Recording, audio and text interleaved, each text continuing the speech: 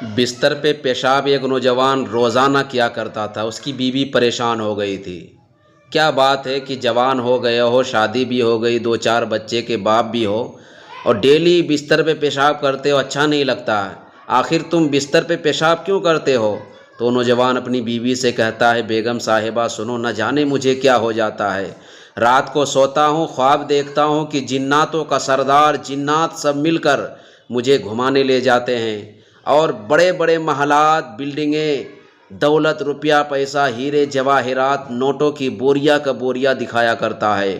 خوب گھومتے رہتا ہوں، دن بھر گھومتا ہوں، خواب میں جب شام ہوتی ہے تو مجھے حاجت پیش آتی ہے تو میں کہتا ہوں بھائی مجھے پیشاب کرنا ہے، تو جنات کہتا ہے کہ سڑک کے کنارے بیٹھ جاؤ، پیشاب کر لو، جاؤ وہاں پہ خالی میدان ہے۔ میں پیشاب کرنے کے لیے سڑک کے کنارے پر بیٹھتا ہوں، لیکن جیسے ہی پیشاب کرتا ہوں تو لگتا ہے کہ سڑک کے کنارے کر رہا ہوں، لیکن جب آنکھ کھلتی ہے تو بستر میں پیشاب پاتا ہوں۔ یہی وجہ ہے جو مجھے جنات مجھے گھماتے رہتا ہے، روپیہ دولت پیسہ دکھاتے رہتا ہے۔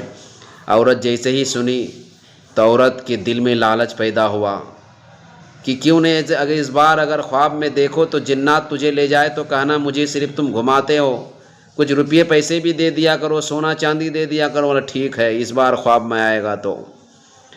تب سوتا ہے، خواب میں آیا تو کہنے لگا کہ دیکھو روز گھماتے ہو ہمیں، کچھ روپیہ پیسہ دولت دے دو تاکہ میں اپنے گھر کے مالی حالات صحیح کروں، خراب ہے، تاکہ روپیہ پیسہ بٹوروں اور بڑے بڑے بلڈنگ میں بھی بنواؤں۔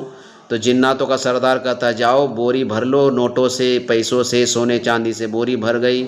بوری اٹھ نہ سکا، اس سے کہنے لگا کہ یہ بوری اٹھا کر میرے سر پہ رکھو۔ جیسے ہی بوری اٹھا کر روپیہ والا بوری سر پہ رکھا تو ڈیلی روزانہ پیشاب کرتا تھا، آج پاخانہ کر دیا۔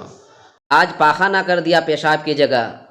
ایک لطیفہ تھا جو ہم نے آپ کے سامنے بیان کیا، لیکن سوچو، یہ دنیا کی دولت، مال و دولت، یہ غلاظت ہے، وہ مال دولت غلاظت ہے جسے حرام اور حلال کی تمیز نہ ہو۔ حرام کمائی بھی آ رہی ہے، حلال کمائی بھی آ رہی ہے، اب پتہ نہیں چل رہا کہ حرام کمائی میرے گھر میں آ رہی ہے کدھر سے آ رہی ہے۔ کسی کا حق تلفی تو نہیں کیے، کسی کو جان مار کر تو نہیں لائے، بھائی کا حق لوٹ کر تو گھر پہ نہیں لائے۔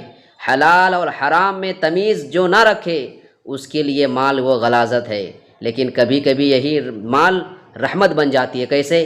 حلال طریقے سے کماؤ اور اللہ و رسول کے راستے میں خرچ کرو گے، انشاءاللہ یہ دولت آپ کے لیے رحمت بنے گی۔ یہ لطیفہ میں نے اس لیے کہا کہ آپ کے دل و دماغ میں بات بیٹھ جائے کہ اللہ کے نزدیک دنیا کی کوئی حیثیت نہیں، کوئی قیمت نہیں، اسی لیے دنیا فانی ہے۔